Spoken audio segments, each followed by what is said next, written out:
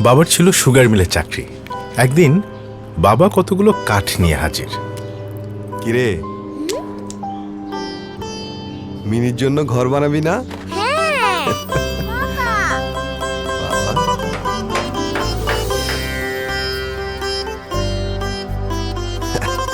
কি সুন্দর একটা ঘর বানিয়ে ফেললো বাবা। মুগ্ধ হয়ে তাকিয়ে থাকতাম।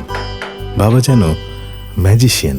যা কিছু আমার দিয়েছো তুমি সবই, বুঝিনি আমি যে তোমারই প্রতিচ্ছবি। জীবন পথে তুমি আমার ধ্রুব তারা,